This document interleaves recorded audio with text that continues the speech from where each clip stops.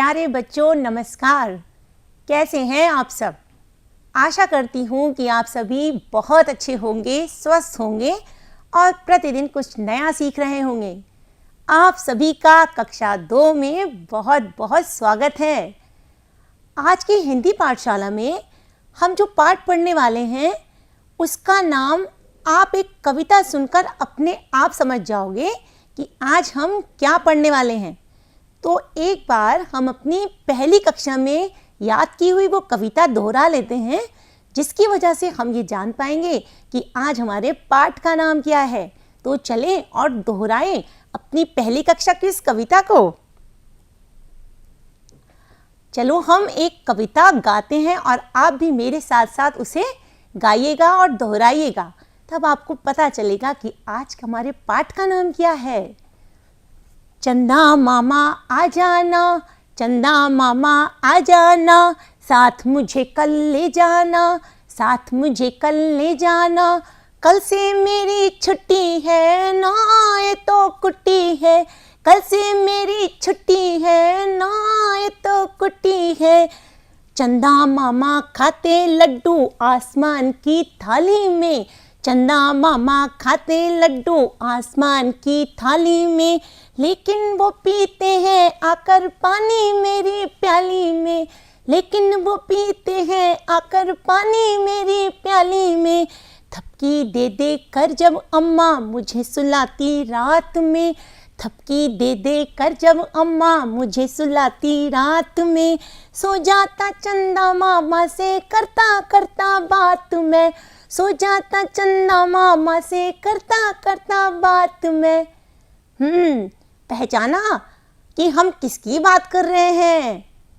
बिल्कुल सही, हम बात कर रहे हैं चंदा मामा की, जिसकी लोरियां मम्मी आपको गा गा कर सुलाती हैं। क्यों सुलाती हैं ना? जब आप सोते हो तो आपकी मम्मी, आपकी दादी आपको लोरी सुनाती हैं और उसमें चंदा मामा का जिक्र होता है। तो बच्चों, आज हमारी जो कक्षा है वो हो रही है हिंदी की, और उसमें हम पढ़ने वाले हैं आज पाठ चांद। बिल्कुल सही, तो आप भी अपनी किताब को खोल लीजिए और उसमें अपने पाठ को खोलिए चांद को, जिसमें हम आज पढ़ेंगे कि चांद में चमक कहाँ से आती है। इसमें साबिर और सना दो भाई बहन हैं जो अपने अब्बू और अम्मी से कुछ सवाल पूछ रहे हैं। जो क्यों पूछ रहे हैं? क्योंकि उन्होंने आसमान में चमकता हुआ एक सुंदर सा चांद देखा है और उसे देखकर साबिर के मन में कुछ प्रश्न आ रहे हैं। शायद वैसे प्रश्न आपके भी मन में ज़रूर आते होंगे जब आप आसमान में चमकते हुए चांद और सूरज को देखते होंगे कि आखिर ये आते कहाँ से हैं, इनमें इतनी चमक कहाँ से आती है। तो ऐसे ही कुछ प्रश्न हैं जो साबिर के मन में चांद को देखकर आ रहे हैं कि ये गोल गोल सुंदर थाली जैसा चमकता हुआ चांद आखिर है क्या, इसको चमक कहाँ से मिलती है और हम वहाँ क्यों नहीं रह सकते, हम यहाँ क्यों रहते हैं। तो कुछ ऐसे ही सवाल हैं जो साबिर के मन में हैं। आपके भी मन में वो प्रश्न ज़रूर आते होंगे। तो आओ उन प्रश्नों के उत्तर आज हम इस पाठ को पढ़कर जानें कि आखिर चांद है क्या और वो चमक कहाँ से लेकर आता है। चलो हम देखते हैं साबिर अपनी बहन सना से क्या पूछता है। साबिर ने सना से पूछा, चांद को देखकर। आसमान में वो लोग छत पर बैठे हुए थे, उनके अम्मी, अब्बू और सना दीदी। उनको देखकर साबिर ने कहा कि दीदी देखो चांद कैसे चमक रहा है, वहाँ कौन रहता होगा।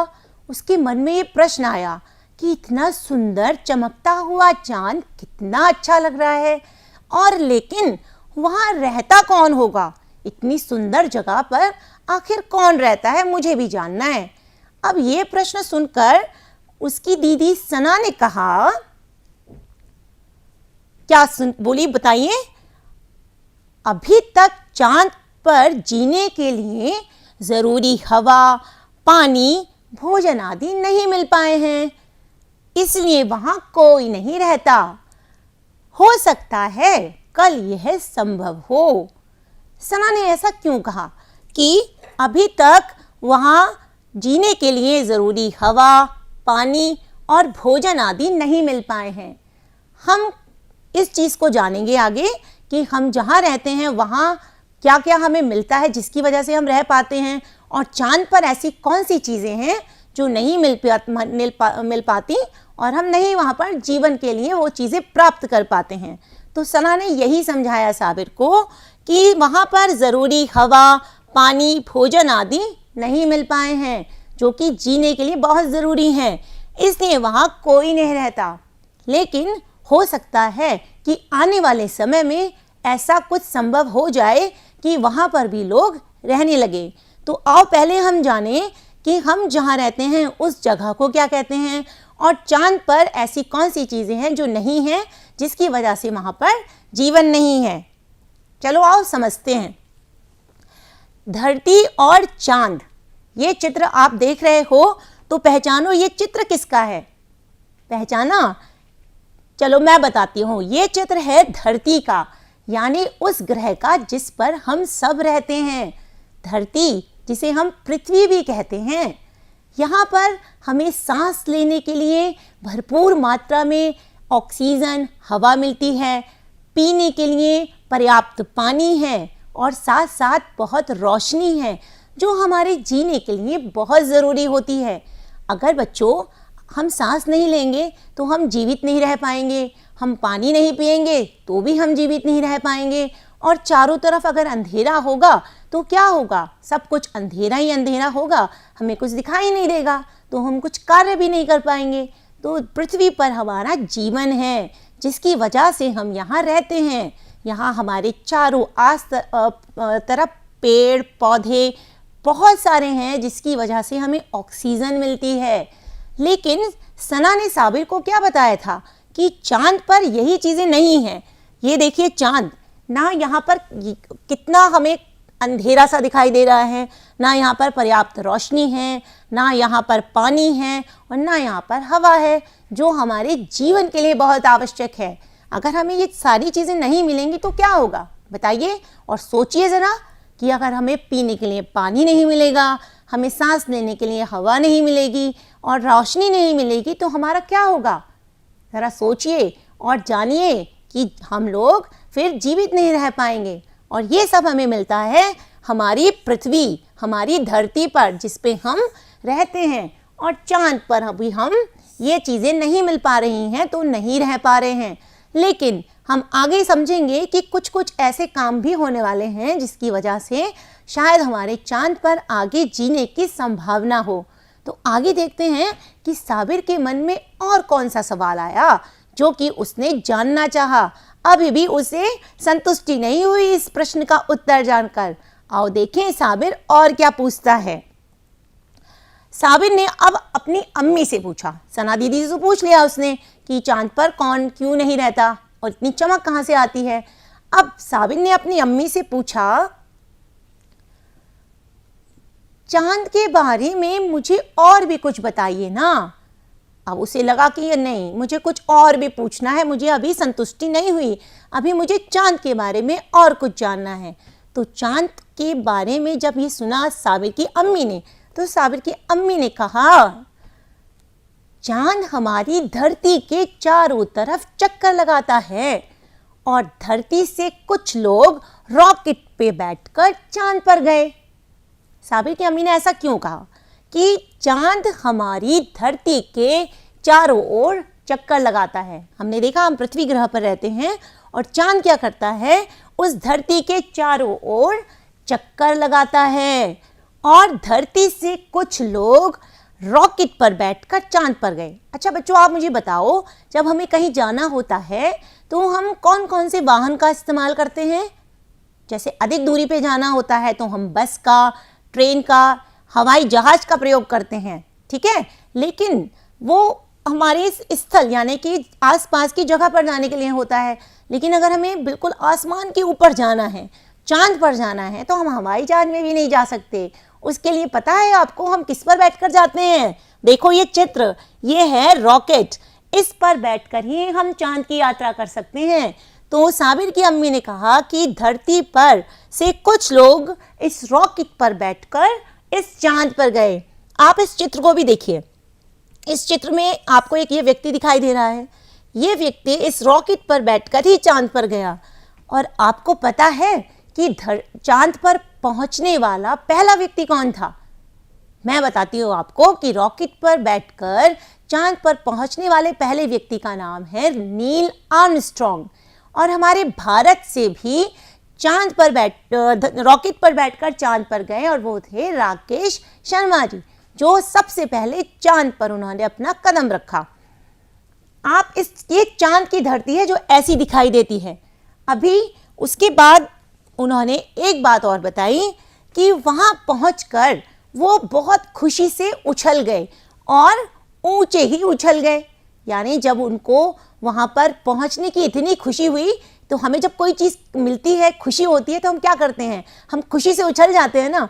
तो ऐसे ही जब वो वहाँ पहुँचे चांद की धरती पर, तो उन्हें लगा कि वाह, हम कहाँ पहुँच गए। और वो खुशी से उछले, तो उनका उछलने से वहाँ पर चारों तरफ वो इतने उनका लाइट यानी कि हल्का शरीर हो गया कि वो चारों तरफ खुशी से ही उछल गए। चांद पर बड़ी बड़ी चट्टानें और गड्ढे हैं। वो लोग वहाँ से मिट्टी और चट्टानों के कुछ नमूने भी धरती पर लेकर आए। वहाँ आपको बच्चों देखना होगा कि अगर आप चांद देखते हो तो आपको चांद में कुछ कुछ काले काले धब्बे से दिखाई देते हैं। आपने कभी गौर से देखा है? हाँ, वो जो धब्बे हैं वो चांद के दाग नहीं हैं, वो हैं वहाँ के चट्टाने और गड्ढे जो हमें चांद पर वहाँ पर दिखाई देते हैं। तो जब जो लोग धरती से चांद पर पहुँचे तो उन्होंने वहाँ क्या देखा कि वहाँ पर ये इस तरह के, देखिए आप यहाँ पर दिखाई दे रहे हैं गड्ढे, ये तो वहाँ पर बहुत सारी चट्टाने और गड्ढे दिखाई दिए। तो वही हैं हमारे चांद के दाग, जो हम कहते हैं कि धब्बा, लेकिन वो चट्टाने और गड्ढे हैं जो हमें दिखाई देते हैं। और वहाँ से वो वहाँ की मिट्टी नीचे लेकर आए।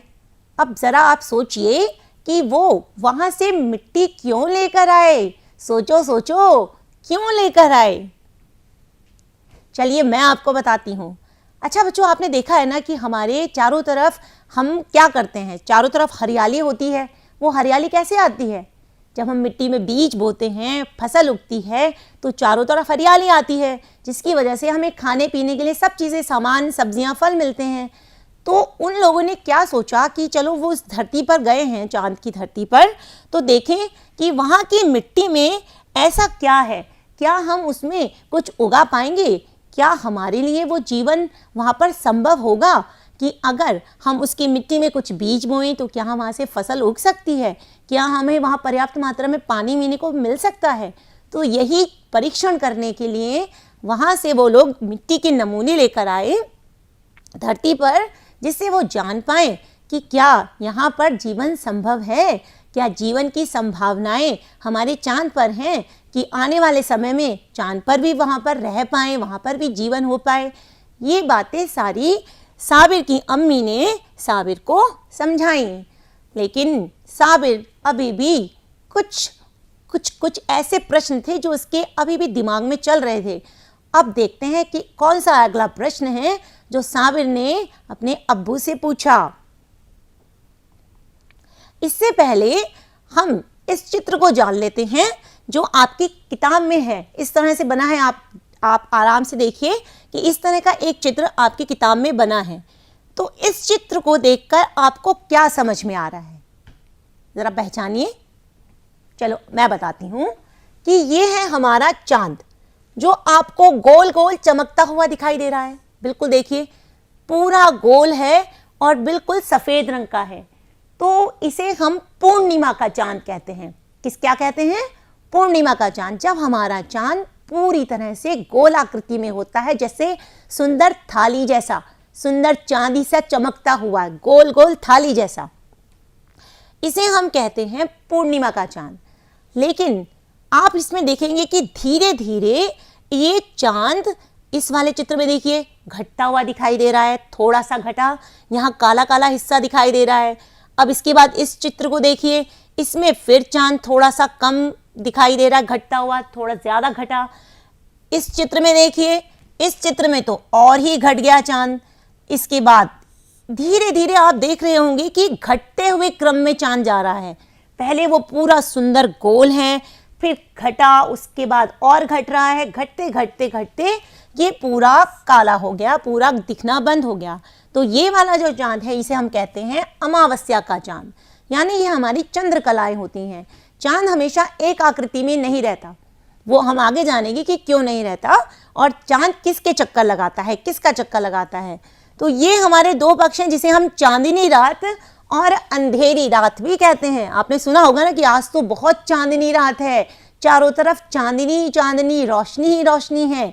तो तब हमारा होता है पूर्णिमा का चांद, यानी वो चांदनी रात कहलाती है। अगर कभी कहते हैं कि काली रात थी, अंधेरा घना था, तो वो चांद कौन सा है? वो है अमावस्या का चांद, जब हमारे चांद बिल्कुल घट जाता है।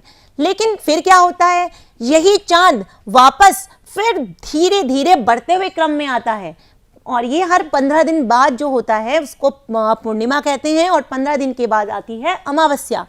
घटने के बाद फिर से वो बढ़ना शुरू होता है। तो आप देखो अब ये धीरे धीरे बढ़ रहा है, यही क्रम हम उल्टा लेके चलते हैं। अब ये बढ़ रहा है, ये देखिए और बढ़ा, ये और बढ़ा इसकी आकृति, अब ये और बढ़ी, अब ये फिर से इस तरह से पूरी गोल आकृति बन गई, तो फिर से ये वापस पूर्णिमा आ गई। तो इस तरह से हमारे हर महीने में 15 दिन में पूर्णिमा और 15 दिन में अमावस्या होती है, और वो चांद के घटने और बढ़ने से ही इसका अनुमान हम लगाते हैं।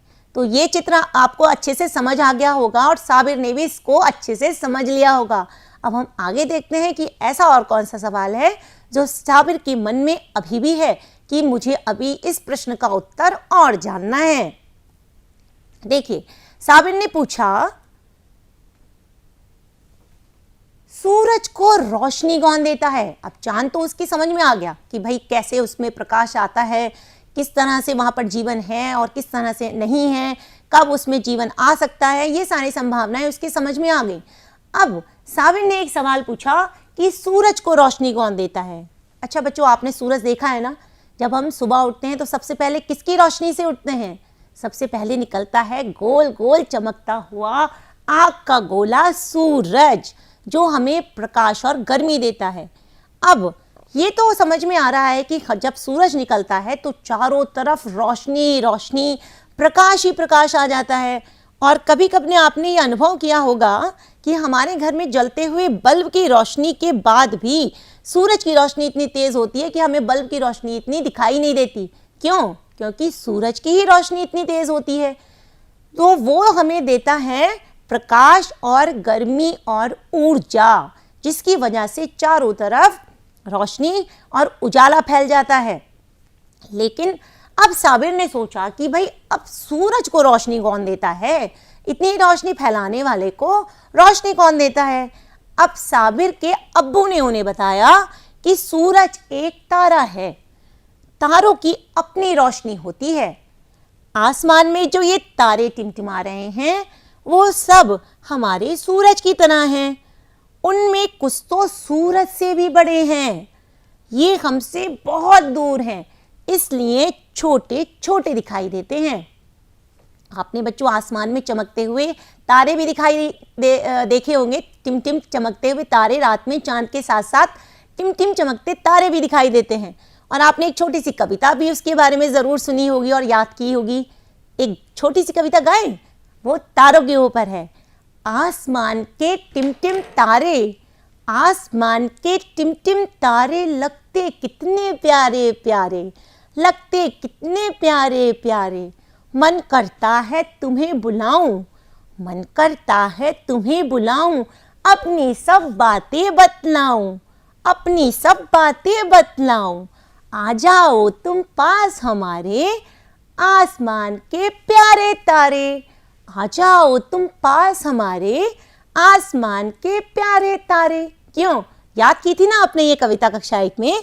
तो यही है कि जो हमारे आसमान में तारे हर समय रहते हैं, लेकिन सूरज की रोशनी इतनी तेज होती है कि दिन के प्रकाश में वो ढक जाते हैं। लेकिन जैसे जैसे सूरज हमारा घटता चला जाता है और वो अस्त होता है, रात होती है, चांद आता है और तारे आते हैं, तो वो दिखना शुरू होते हैं। आपको पता है ना कि सूरज कौन सी दिशा में निकलता है? सोचिए, बताइए, पता है? सूरज निकलता है पूर्व दिशा में, बिल्कुल सही, और अस्त होता है पश्चिम दिशा में। इसीलिए धीरे धीरे धीरे जब हमारी शाम ढलती है तो सब क्या करते हैं, जो बाहर गए हैं अपने काम पर सब अपने घर वापस आ जाते हैं। चिड़िया भी जो निकलती हैं दाना लेने के लिए वो भी अपने शाम को धीरे धीरे अपने घोंसलों में पहुंच जाती हैं। तो सूरज का प्रकाश देता है रोशनी, गर्मी, उजाला, और धीरे धीरे जब रात होती है तो आ जाता है आसमान में हमारा चांद और तारे। तो सूरज का भी एक अपना प्रकाश है, उसको किसी से प्रकाश लेने की आवश्यकता नहीं है, क्योंकि सूर्य स्थिर है, वो सबको प्रकाश देता है, सबको रोशनी देता है। और जो आसमान में टिमटिमा रहे हैं वो तारे, वो सब हमारे सूरज की तरह हैं, और वो सूरज से भी उसमें से कुछ बड़े हैं, और ये हमसे बहुत दूर हैं बच्चों, इसीलिए हमें बहुत छोटे छोटे दिखाई देते हैं। वास्तव में इतने छोटे नहीं होते, ये बहुत बड़े होते हैं, लेकिन हमारी दूरी धरती से चांद की आसमान की बहुत है, तो हमें ये बहुत छोटे छोटे दिखाई देते हैं। चलो आगे देखते हैं और क्या है। अब्बू ने क्या बताया, साबिर ने क्या पूछा अभी कि चांद पर इतनी चमक कहां से आती है। भाई चांद भी तो चमकता है, अब उसको कौन रोशनी देता है, उसको कौन चमकाता है।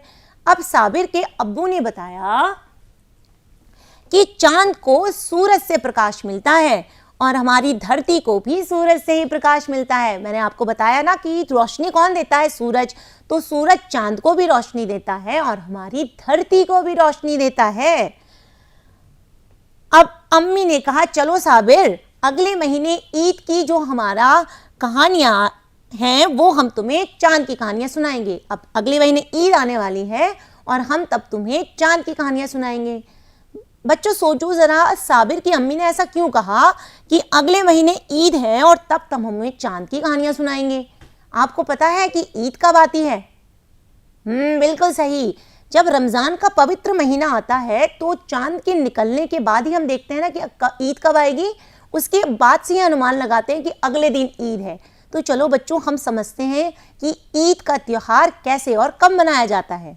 देखो इसमें बच्चे क्या दिखा रहे हैं, एक चांद की तरफ इशारा कर रहे हैं कि भाई आज रमज़ान का पवित्र महीना खत्म हुआ और चांद दिखाई दे गया, अब कल हमारे अगले दिन है ईद। तो उसके बाद क्या करते हैं, सब लोग सुबह सुबह नए नए कपड़े पहनते हैं, नमाज पढ़ते हैं, फिर जाकर एक दूसरे से गले मिलते हैं, मेले जाते हैं और सेवई इस तरह के नए नए पकवान मिलकर खाते हैं। एक नई उमंग, उत्साह भर जाता है। तो एक छोटी सी कविता हम इस पे गाते हैं, चलिए आप भी मेरे साथ साथ दोहराइएगा उसे और मेरे साथ साथ गाइएगा। आई ईद बच्चों के मन भाई ईद, आई ईद बच्चों के मन भाई ईद। सुबह हो गई पढ़ो नमाज, सुबह हो गई पढ़ो नमाज, नए नए कपड़े पहनो आज, नए नए कपड़े पहनो आज। आई ईद बच्चों के मन भाई ईद। गले मिलो भर नई उमंग, देखिए चित्र में क्या है, गले मिल रहे हैं ना सब एक दूसरे से। गले मिलो भर नई उमंग, श्याम करीम सभी के संग, श्याम करीम सभी के संग। आई ईद बच्चों के मन भाई ईद। सेवई रोटी और पुलाव, क्या क्या बनता है खाने में ईद पे, सेवई रोटी और पुलाव, खाने का है सबको चाव। आई ईद कितनी खुशियां लाई ईद, बच्चों के मन भाई ईद। क्यों बच्चों, अच्छी लगी ना कविता ईद पे? तो ये है हमारा ईद का त्यौहार जो चांद के चमकने पे हमें दिखाई देता है और हम उसे मनाते हैं। चलिए बच्चों, हम अब इस प्रश्न को देखते हैं। हम पाठ पढ़ने के बाद उत्तर को जानते हैं कि हमें कितना पाठ समझ में आया। पहला प्रश्न है, चांद पर कोई क्यों नहीं रहता? सोचिए और मुझे बताइए कि हमारे चांद पर कोई क्यों नहीं रहता। बिल्कुल सही सोच रहे हैं आप, क्योंकि चांद पर ना तो पानी है ना ही हवा है, इस कारण वहां कोई नहीं रहता। हमें सांस लेने के लिए हवा और पीने के लिए पानी चाहिए ना, अगर हमें जीवित रहना है, और चांद पर ये नहीं है, इसकी वजह से वहां पर कोई नहीं रहता। चलिए अगला प्रश्न देखते हैं। अगला प्रश्न क्या है, हमारी धरती और चांद को प्रकाश कहाँ से मिलता है? बताइए, सोचिए, हमने पढ़ा है कि हमारी धरती और हमारे चांद को प्रकाश कहाँ से मिलता है? बिल्कुल सही सोच रहे हो, हमारी धरती और चांद को प्रकाश सूरज से मिलता है। किससे मिलता है? सूरज से। शाबाश। अगला प्रश्न देखते हैं। शाम होने पर चिड़ियां क्या करती हैं और तुम क्या करते हो? अभी हमने जाना था ना कि शाम होने पर चिड़ियां कहाँ जाती हैं और आप क्या करते हो? चिड़ियां अपने घोंसलों में पहुंच जाती हैं और लोग भी अपने घर लौट जाते हैं। हमने कहा था कि जब हमारा सूरज ढल जाता है, शाम होने लगती है, तो चिड़ियां कहाँ पहुंच जाती है? अपने घर यानी घोंसलों में, और लोग अपने काम से वापस अपने घर लौट आते हैं। यदि सूरज ना हो तो क्या क्या नहीं होगा? सोचिए, कितना आवश्यक है सूरज हमारे लिए। अगर सूरज ना निकले तो क्या क्या होगा? बिल्कुल सही। सूरज अगर नहीं निकलेगा तो उजाला नहीं होगा और हमारा जीवन समाप्त हो जाएगा। बिल्कुल, अगर सूरज नहीं निकलेगा तो हमारे चारों तरफ अंधेरा ही अंधेरा होगा, उजाला नहीं होगा और हमारा जीवन समाप्त हो जाएगा। बिल्कुल सही। तो सूरज का हमारे जीवन में बहुत बहुत महत्वपूर्ण योगदान है। इसके बिना हमारी धरती बिल्कुल जीवित नहीं रह सकते, हम लोग जीवित नहीं रह सकते।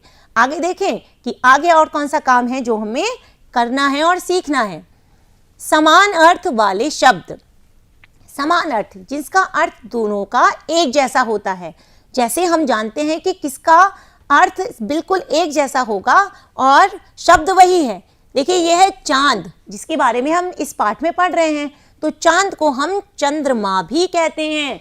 चांद और चंद्रमा दोनों समान हैं। अगर हम चंद्रमा बोलेंगे तो हम इसका मतलब चांद के बारे में बात कर रहे हैं, और अगर हम चांद बोलेंगे तो इसका मतलब हम चंद्रमा के बारे में बात कर रहे हैं। तो चांद और चंद्रमा दोनों समान हैं।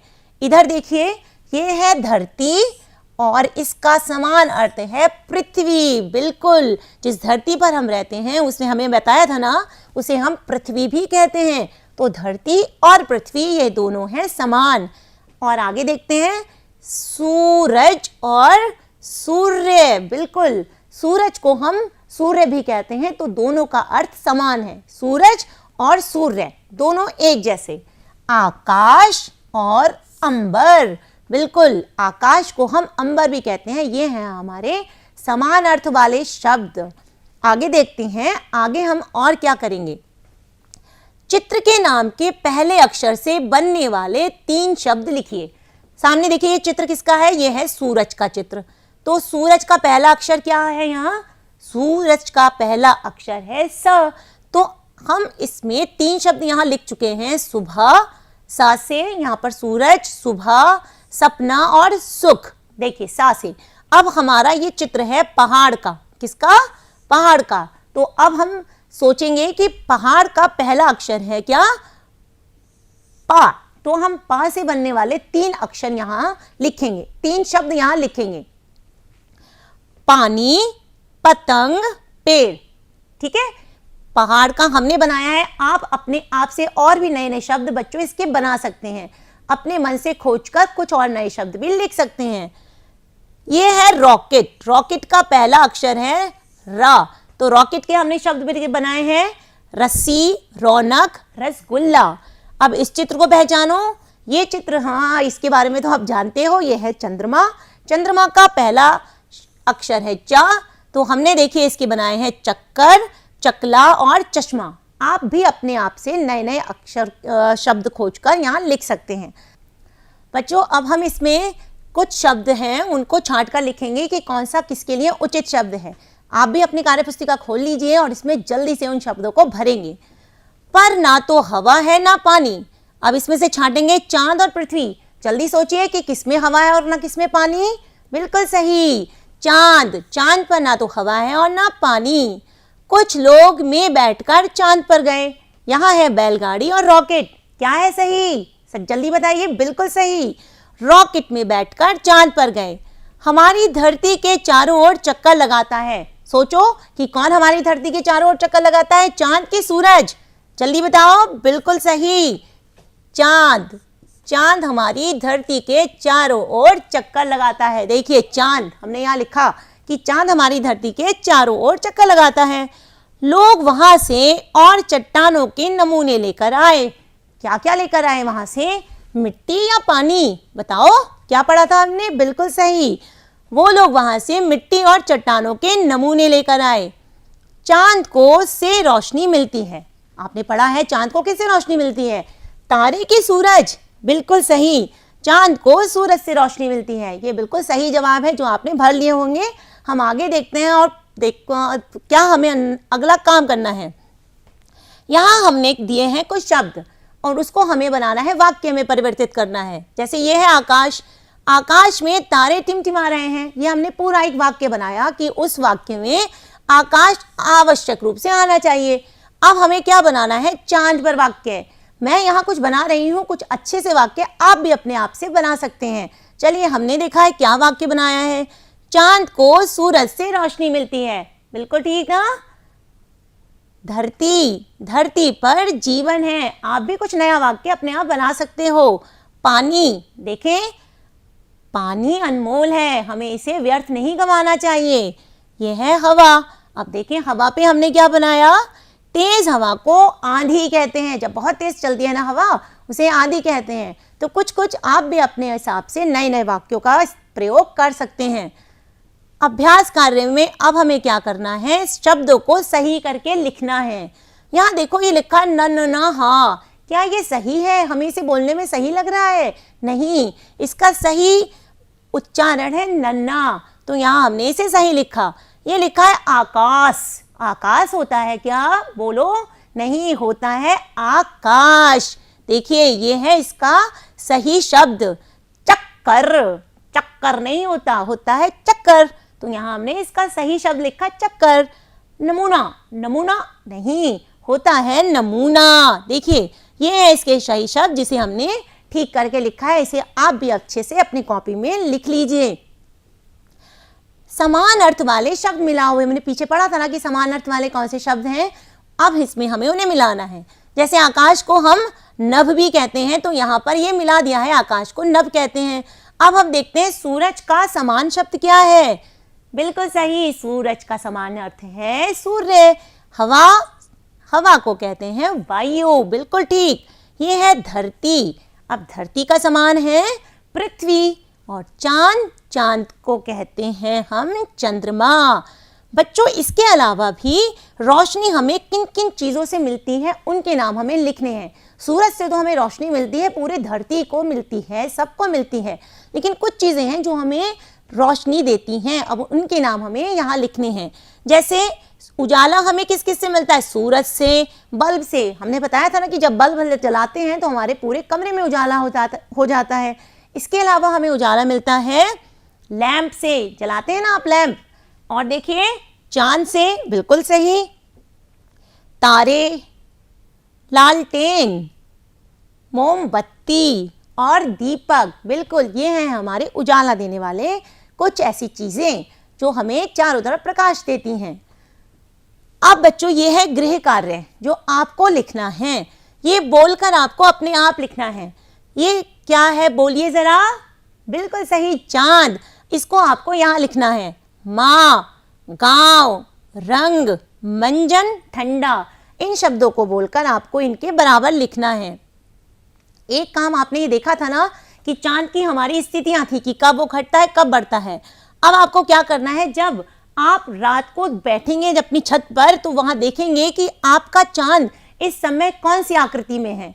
क्या वो पूरा है या उसका आकार इनमें से किस तरह का है। फिर आप उस पर निशान लगाएंगे कि आज हमने जो चांद देखा उसका आकार ऐसा था, क्या ऐसा था। वो आप रात को आसमान में चांद को देखकर बताएंगे। चलिए बच्चों, आज हमने जाना अच्छे से चांद के बारे में कि चांद को चमक कैसे मिलती है, चांद के पास हम क्यों नहीं जा सकते और जाएंगे तो किस पर बैठकर जाएंगे। लेकिन आपको एक काम करना है, एक छोटी सी चांद की कविता आपको बनानी है। जैसे मैं एक कविता आपको बताना चाहती हूँ कि किस तरह से हम कविता बना सकते हैं चांद पर। जैसे चंदा मामा ओ प्यारे चंदा मामा तुम कितने अच्छे लगते हो। चंदा मामा ओ प्यारे चंदा मामा तुम कितने अच्छे लगते हो। गोल मटोल से तुम कितने रोशन लगते हो। गोल मटोल से तुम कितने रोशन लगते हो। मन करता है मेरा पास तुम्हारे आऊं, मन करता है मेरा पास तुम्हारे आऊं, और नई नई बातें तुमको मैं बतलाऊं। ये तो मैंने अपनी कविता बनाई। इसी तरह से आप एक छोटी सी कविता चांद पर अपनी स्वयं बनाएंगे। और आज मुझे अच्छा लगा कि आपने अच्छी से इस तरह की कक्षा में प्रतिभाग किया। आज किए गए सारे कार्य को आप बहुत अच्छे से करिएगा और उसे अपने मम्मी पापा, अपनी मैडम को बताइएगा। आज की कक्षा में प्रतिभाग करने के लिए आप सभी प्यारे बच्चों को बहुत बहुत धन्यवाद।